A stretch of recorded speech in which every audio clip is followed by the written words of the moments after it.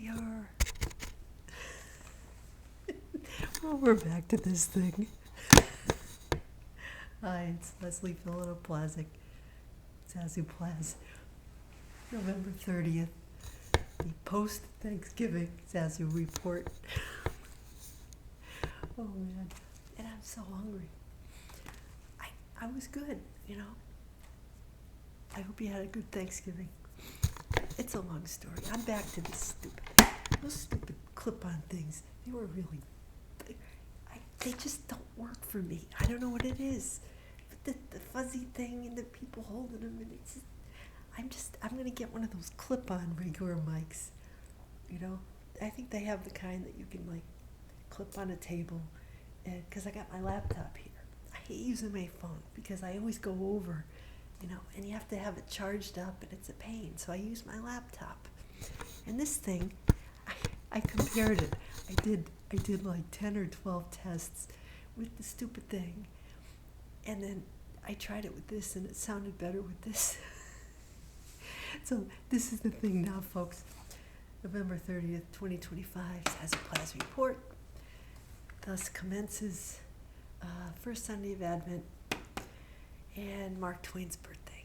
So I'm going to weave that into my report.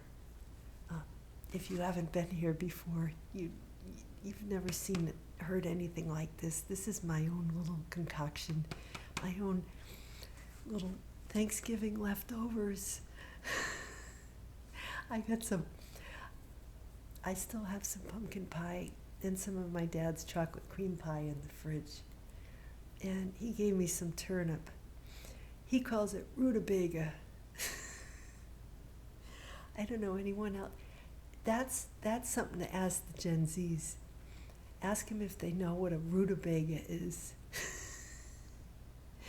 Apparently Silent Gen, like my dad, you know, from New England, they know what a rutabaga is. I call it turnip. But he's all fancy when it comes to food because he's a Taurus, you know. So these are the things I muse about. These are the things when I come home from seeing my dad. He's 88. He still lives in the house I grew up in. He still has most of the furniture from the 70s down in the cellar, or the cellar, as we New Englanders say. He doesn't throw anything out, except he did send me home. Every time I go, he tries to unload some of my mother's clothes on me. She's been gone almost 4 years now. And every time I pay him a visit, he goes over to the closet and he says, "Hey, could you use a coat? We have," and then because my mom, she bought so many clothes and she would hide things, you know. So my dad is still This is way too funny, but I am a humorist, you know, like Mark Twain is my idol. I just, you know, I think that he's the greatest humorist and probably the greatest American writer. Well, you know, until I came along. It's a joke. Okay. I'm my own thing. I'm not competing with anybody. There's no rivalry here. There's no jealousy. But, you know, I was inspired by Mark Twain. I did have my granny gave me all his books. And then I was like, I don't want these old dusty books. And they were original editions from like 1900 or something. And I gave them away. And I was really sorry that I did. But we needed the space in the basement for the boys' Lego room. Oh, I was talking about Thanksgiving. Oh, I'll come back to it. But I was just telling this story today on my Facebook page. And then I think I told this story once. About a year ago, I dropped my dad off for his eye doctor appointment. I'm walking around West Hartford Center here in Connecticut, and I just randomly walk into this used bookstore, and there is the set of Mark Twain books that I gave away. And the lady's like, "Oh, you want those? I'll give you those." She said somebody brought him in from an estate sale, and, you know, some rich people in West Hartford. Probably somebody's grandparents or great-grandparents, or, you know, the grandparents gave them to their parents, and they closed out the house when their parents died, and who knows.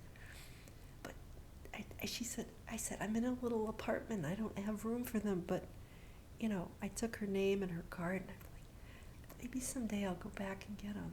If they're still there, they're meant for me. Anyway, so yeah, so, you know, my dad, okay, so here's the Thanksgiving. March 2nd.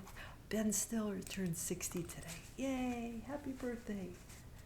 Gen X. Oh, Gen X. Now he's crossed over to our side now. So, anyway. Sagittarius. Humor. Oh, it's a thing. Yeah, so I'm going to have to, I have so much to say. It's Sag season, you know. My Mercury, Venus, and Mars are in Sag. And anyway, my natal Mark Twain, the asteroid, is conjunct my sun, exactly. So I'll throw that out there. For you astrological types, you know what I mean. I know asteroids aren't really all that significant, but they're not insignificant. So, whatever. So, my dad, you know, he calls me like a week. He's calling me a week before Thanksgiving because, you know, he likes to have things planned and I don't. So he's, you know, so I said, you know what, last year, I got myself like a healthy choice, lean cuisine, turkey dinner. It was very, very light, you know, and then I made a pumpkin pie because that's what's important. So I go over there, you know, I slept in and I said, Dad, because he was driving me nuts. I said, why don't you go ahead, you have your dinner, and I'll come over at 6, and I'll bring my pie, and we'll have dessert. So he says, fine. So I had my day. I go over around 6. He's like, like, what, you know, what is it? He said, well, he said, I was very disappointed with that Cracker Barrel dinner this year. Because 2 years ago, right after the divorce, I went over and I had Thanksgiving dinner with him, and it was so salty, and it was so unpleasant. And, you know, I said, this year I'm going to go healthy. I'm going to eat what I want. And so anyway, I got up late. I had some pumpkin bread and some coffee, you know, and I did my workout and all that. So I get over there, take my time, you know, dress nice. I show up, and he's all, you know, jumping at the bit to eat the pie. And he's like, oh, I had a little piece of my, you know, chocolate cream. So he had some turnip left over. So I whip out my little TV dinner. I said, you mind if I heat this up? And he said, oh, okay. So he's watching me eat my little lean cuisine, you know, turkey dinner. He's like, that looks better than what I had. And he's like, the stupid app didn't work, and I had to go to Cracker Barrel and put in my order and sit in the parking lot in the car for 20 minutes. And then they brought it out. And he was like griping and complaining about the, you know, how expensive it was and how salty, and it's just, the quality wasn't what he was used to. And so then we had the pie, you know, it came out pretty good. So that was that. And I brought my whoosh. You know what that is. If you were here last week, I don't need to go into it again. But it was very good, and we had a nice time talking. It was nice. You know, the things that, you know, I show my dad old pictures and slides and things, and I get the stories. You know, he's like, there was a picture of me sitting next to my dad on this couch I didn't recognize, and the walls were blue. And, you know, I'm like 2 or something, and I have like my little feety pajamas on, and I'm drinking milk out of a cup, you know. And he's sitting there with the, you know, white shirt and the tie. And it was 60s, the late 60s. It must have been 67. And I said, Dad, where are we? Are we at Mime's house or are we at Granny's? He said, no, that's our house. I said, no wonder I'm in my pajamas. He said, yeah, I was trying to get you to go to sleep. It was like around late November, around Thanksgiving time, just after my birthday. And so he said, that's our old couch, the one we had before the one we got in the 70s, which was blue, which we had for the bicentennial. I said, I never knew that was our couch. He says, yeah, and we painted all the walls pastel colors because before we put up wallpaper, he said, we just painted all the walls like pastel in the 60s, you know. So like all these years, I thought that we were sitting at on the couch at like one of my grandparents' because I didn't recognize it, you know. It looked like 60s furniture, you know, and I was a baby. I wouldn't have remembered, but nobody told me. I have that kind of feeling lately, like, and then now, once I scan my photos or I bring them to light and I look at them with new eyes. It's hard to explain, but it's almost like, you know, like they're reborn or something like that. All these years I've seen the slides, but you know, they were projected onto the screen. It's kind of like the same with our music, our Gen X music. It's like and I'm going to talk about that today. All these songs that I grew up hearing, you know, like wah, wah, wah on the radio. We didn't know what they meant. We were little kids, you know, and the boomers weren't going to tell us. They weren't going to tell us. They didn't care. You know, who knows if they even knew what it meant. They were half out of it. Probably just driving around and so impressed with their own brilliance, they never even thought to question the lyrics. I don't know. But I did, you know.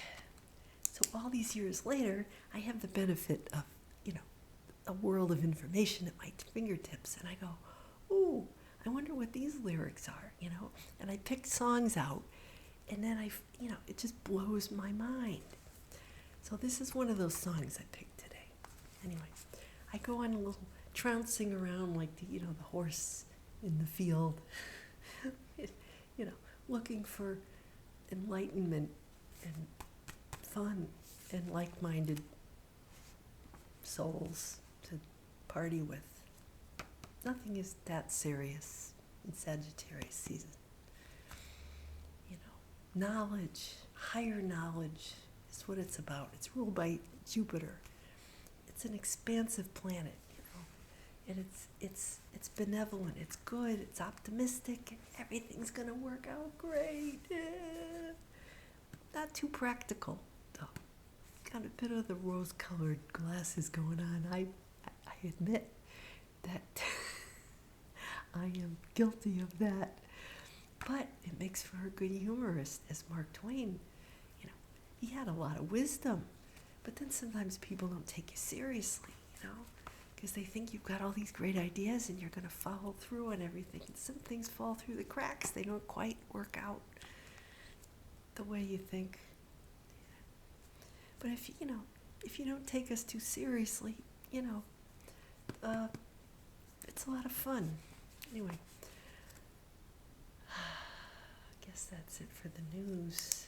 Thanksgiving report. Yeah, I guess they had Thanksgiving up at the house. It was the guys' Thanksgiving up at the Plazz headquarters. My ex's 2 bachelor cousins, they always come. You know, where there's free food, they'll show up. You know, and our oldest son, he got involved. He's living home now. He got involved big time in the preparation of the food this year, I heard. And making things healthy. That's a Virgo for you, you know. Oh, we don't want any of that stuffing. We want to put vegetables in the gravy and, you know. Anyway, and then the other kid came and left early to go see his girlfriend. Mwah, mwah. So this is what life is like these days. I don't know. That's all I found out. Anyway, let's see. I'll get into it. Zazoo. Okay. Sun is in Sag. What's the big thing? It's the Sag this week. I think there's still a lot of water going on, but you know, the fire. There's fire here. Mutable fire. And then let's see. Chiron's in Aries too. Trine. That's a trine. Anyway, there's water. So, okay, so Isaiah, he's a prophet, Old Testament, he says, there's a lot of house imagery today. It's the first Sunday of Advent, so, when I used to hear this, back in church, you'd light the Advent wreath, it'd be the first candle, and, was always so, I would always think, oh, there's a long time to go before Christmas. As a kid, it does seem that way, doesn't it? It feels like it's going to be forever before Santa comes. But then when you're an adult, it's like, oh my God, Christmas is 4 weeks, and then as you get older, it gets even shorter, and it's like that, But fortunately now I don't have to do all the stuff that I used to do, because I remember getting that nervous feeling in the pit of my stomach when the kids were, when we were in that, between 35 and kind of 45, the kids were 0 to 10, and I was doing everything, we were doing everything. We had the parents over for Thanksgiving, we had them over for Christmas, we get, doing the Santa thing in the whole house, and we had everybody over, and it was crazy, and I'd start out, and I'd be, oh, I can do it, and then a week or so in, I'd always get sick, like I'd come down with a cold, God would strike me down, yeah, I'll see about that, and I'd have to, rest for a little while, and then I could pour it on, for the last week or so before Christmas. And inevitably, I'd be up the night before, Christmassy wrapping stuff. And I'd be sleeping. The kids would be downstairs, come on, Mom. Oh, my God. I'm so tired. Anyway, yeah, to the point where I forget which boy it was, but I went to the school for something. I think it was the little one, younger one. No, it was, maybe there was the first, I don't know, it was one of them, one of the boys. And the first grade teacher calls me over. She showed me the picture. So she said, I just wanted to let you know your son drew this. And it was our house at Christmas. And downstairs there's the Christmas tree with all the presents, and there's Dad, and there's the two boys, him and his brother. And then you see upstairs, he had drawn all the rooms in our house. Upstairs there was a bed, and there's me, and I'm lying down with Z's coming out of my mouth, and there's this arrow, it says, Mom. Christmas morning in our house.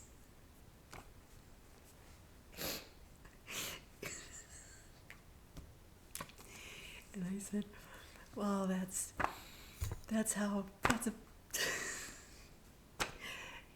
nothing will set you straight and show you the truth like having children. They will call you on your BS every damn time. So anyway, I'll call you on it. 6 years old, they drew that. I'm thinking maybe it was the older one because he has a moon in Sag. But the younger one was more of a drawer, artist. So anyway, back to Isaiah. God's house. Oh yeah, it's talking about God's house is the highest mountain above the hills. So it's like going from the 3D world up to the 5D world of higher energetic plane. Right, all the nations still shall stream toward it. It's a stream. So, think about it. Most times streams go down, but this way the stream is going up. So that's kind of the opposite way. But, maybe it's hard work. But, they're going up the hill. It's like going to see the sage at the top of the hill, right? Many people will climb it to walk in his paths. Yeah. So it's the pilgrimage. Now that's very Sagittarius. He will judge between the nations and impose terms. And this is the most important part. They will beat their swords into plowshares and their spears into pruning hooks. Now that's going from conflict to cultivating, to creativity, from peace to peacetime, right? From a war economy to peacetime economy. So that's what that's talking about. Let us go rejoicing to the house of the Lord. So there's the house again, the house party. And Sag, it's all about, I kind of went through this already, but, it suits the arrow. It's the archer shooting the arrow. It knows where it wants to go, and it hits the target. So these are, the nations are streaming toward it. They're going right to it. So it's gratitude. Give thanks to the name of the Lord. So gratitude is another thing. We have Thanksgiving during Sagittarius season. It's a masculine sign. It's mutable. It's judgmental also. Righteous, self-righteous. That can be a lower aspect of Sag. But, yeah, that's part of it. So then we have St. Paul of the Romans. So here's this concept of the dark night is over, because we're going toward Christmas, and it's getting darker. It's still dark, but then at Christmas time, after we reach the winter solstice, it starts getting lighter again. So it's hopeful. It's a hopeful message. The day is at hand, the sunrise. Like Teddy Roosevelt said to Larry, Ben Stiller's character in Night at the Museum, smile, boy, it's sunrise. And that's when the statues the exhibits would all go back to being frozen, but they would come alive at night. So Scorpio was a time of shadow, going down, going deep, and then we come up into Sag season. So it's like coming out, going up the mountain. So that's interesting. Throw off the works of darkness and put on the armor of light. So that could be protecting ourselves with a violet flame or whatever. You put a cocoon. My mother used to say to put a cocoon of white light around myself if I felt like I was going into a situation that might drain my energy. She would do that. Like if she had to take my grandfather out or something, or meet with somebody who just would get on her nerves, she'd put the thing around her, like a cloak, like a cocoon. Or if she had to go shopping or somewhere where there were going to be a lot of people and crowds and things, and she didn't like that. So she taught me how to do that. Conduct ourselves as in daytime, not drunk, promiscuous, like he names all these sins, jealous, rivalry. Put on the Lord Jesus and make no provisions for the desires of the flesh. So there's this, it's funny, because that is, I talk about the centaurs. Chiron, which is the wounded healer, was a centaur. And that's how he got wounded, because somebody shot him with a poison arrow, or somebody did something to him. So there's this concept of Jupiter as being all good, but even good things you can have too much of good things even. So what it's saying is not going after in excess the things of the material world, but striving to instead clothe yourself with the higher, aspire to the higher things. Not that the things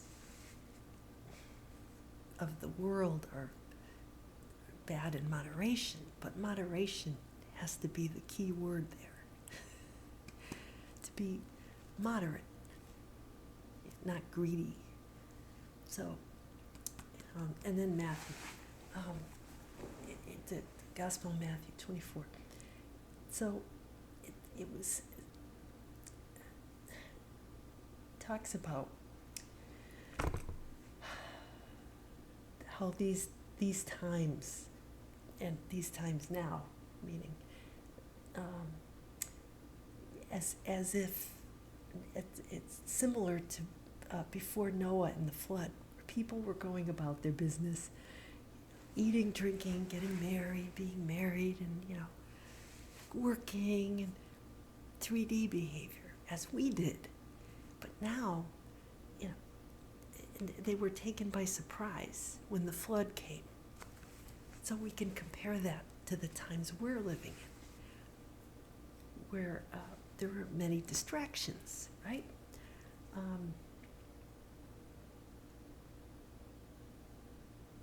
So this can be a little creepy, a little send shivers up your spine, but it talks about there will be two men working in the field, one will be left and one will be taken. Two women at the mill, one taken and one left. And I used to think exactly the opposite. I used to think that the one who was left was the lucky one, and the one taken, I never thought to think, where were they taken? I thought that they'd be taken and, just go down there. But now that I think about it, now that I have more spiritual knowledge, I know it's exactly the opposite. The one who was left still has lessons to learn in the 3D world, at a lower level of consciousness than the one who was taken was ready.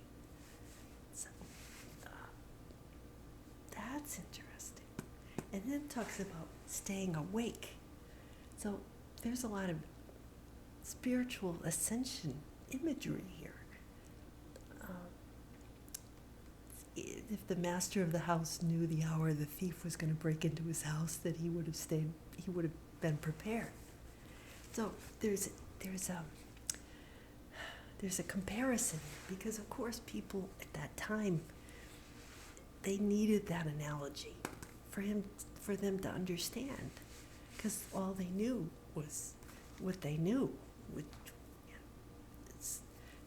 Of course people would protect their possessions, their things. They wouldn't want their family or their things to get. They'd have an alarm system today, right? They have the Ring camera, and they have all the security cameras and tracking devices on all their kids' phones, so that their kids don't go anywhere or do anything without them knowing. Helicopter parents, right? Does this sound familiar? And people are wrapped up in their, gotta go to Black shopping on Black Friday, Cyber Monday, buy all my stuff. And then what? Then you got a bunch of crap. What are you going to do with it? And like I was going to say, my dad unloaded another one of my mother's old LL Bean coats, which I had never seen her wear, and it was pretty new. Her other one, I had seen her wear, and it was kind of, it looked like my mother was still in it. It was conformed to the shape of her body. But there was a new black one there, which was a nice LL Bean, one of those down coats, but it was maybe to the knee, a little bit longer than my jacket. So I walked out of there with a new coat. A little creepy. I could throw it in the wash, because it still smells mothballs, like their closet, but a little mothball-y. Anyway, so I used to think that that was an imagery about Christmas coming. I used to think, oh, if the Master is coming, it's like Jesus coming for Christmas. That's all I used to think it meant. But now, I think of it as kind of like the end of times.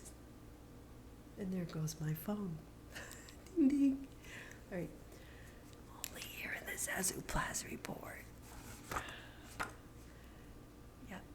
I just talk. I don't speed eat. You know, all those videos on YouTube with people like just sitting there eating. How is it that at this 2025, people are making videos of themselves eating and millions of people are watching it? You know what you're doing? How are you spending your time? Watching people eat and gorge themselves, watching people drink alcohol on a dare. What are we doing? Anyway, okay, stop it, Zazoo. That's enough. All right. The song. And so I thought the women in Mill, I thought Miller, Steve Miller. And so, The Joker, perfect song. Woo-hoo. Is that one where they go, Maurice? My uncle was Maurice. And so, you get this image of the Harley Quinn, the Joker, right? Like that, the little hat that my doggie is wearing on my cover, that's a Joker. The card of the Joker in the card deck. And it's also the Fool in the tarot. So that has a lot of Sag energy, you know. And that's me, going off the cliff, going on an adventure, not seeing the drop. But the dog knows that the Fool is going to go right off the cliff. He's trying to warn the Fool. Hey, look where you're going. Anyway, yeah. So he's a toker. He's a loving on the run, independent. It's a drinker, a grinner, a sinner, and all that stuff. Yeah. So, yeah, that's perfect. Sages are known to deal with difficult situations, diffuse them with humor, which is what I do. It's a Gen X thing, but it's a me. It's a Zazoo Plazz thing. It's a humorist type of thing. I have long used humor in the most inappropriate situations, and anybody who knows me knows I'm the kind of person who starts giggling at very inappropriate moments.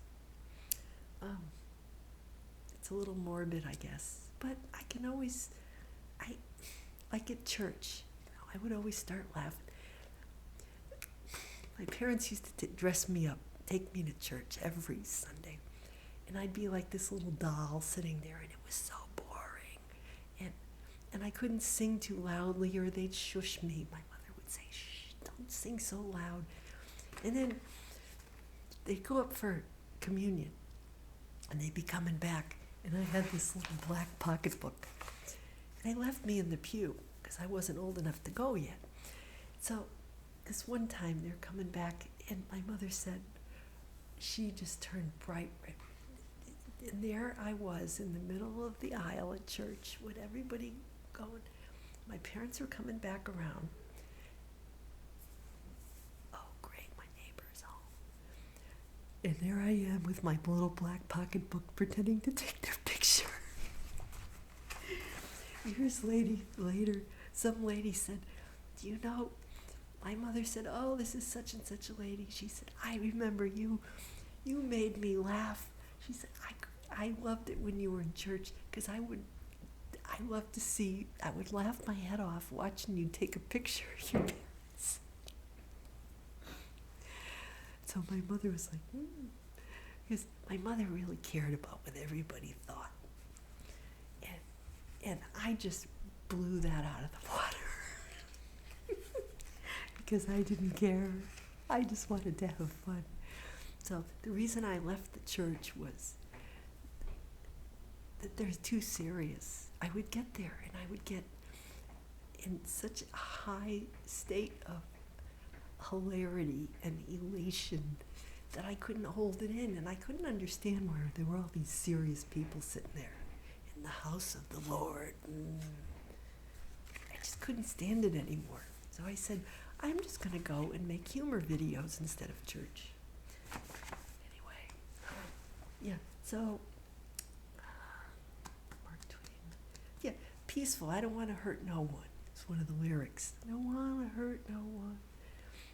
I had no idea what this song was about, but I always heard it on the radio. The Gangster of Love. So it turns out it was released October 73. I was almost 8 from the album The Joker. And it got to number 1 in the Billboard 100, early 74. So that song was played a lot. We Gen Xers heard it on, especially us, we older ones, we heard it a lot. So he created a word, pompatus. And for years I said, what the heck is a pompatus of love? Pompatus of love. It turns out it was a nonce word, N-O-N-C-E. He made it up. It was a nonsense word that only makes sense in the context of this song. So what happened was Steve Miller had heard this group called the Medallion. He took lyrics and stuff from his older songs and old, like, he's like my uncle's age. He's like 83, 82. He stole lyrics from, or was inspired by old 50s songs that I never heard of. A song called The Letter by a Vernon Green. He was in the Medallions, whatever they were. I don't know. But he wrote Pompatus, but he misheard it. This big old boomer misheard the lyrics, and then we misheard his lyrics. So it was funny. He thought it was pompatus, so he made up a word. It was pompous and tumultuous, so he made up a word. That's very sad. Mark Twain made up a lot of words, talk nonsense. But it doesn't matter, because it sounded good. The pompatus of love. Whoa, whoa. So it's a silly term for a grand romantic ideal. It's like Don Quixote and Dulcinea, Rocinante. Anyway, yeah, so he stole a lot of old, I didn't want to list all of them, but I was like, oh, that's what that word meant. So now you hear it first on the Zazoo Plazz report. You now know what a pompatus of love means. Let me go have my paleo, hot chocolate, healthy snack. I'm starving. My rice cake with the cashew butter, stuff. Gotta have my snack. I have a little breakfast, and I have my shake or nuts, midday, and then I just have the one meal in the evening, and it works for me. So, anyway, I guess I'll have to get the tree up soon. I'll put the tree up, try to get in the, takes me a while, takes me until Christmas Eve to get into the Christmas spirit. I know people, I used to be married to somebody who would, the minute the Thanksgiving leftovers were gone, he'd be tromping up to the attic or take the kid out to the Christmas tree farm to get the Christmas tree. Remember, that's my stomach growling. I remember the year 2020 when the kid was 17. It's a picture of him, our Christmas card. He's got a mask on, and he's got this big tree. His boots and jeans, and the big tree over his shoulder. The mask. Outside. Anyway, that says it all. It said it all. I think that was the last year we did the family Christmas card. It all started going downhill after that. Anyway,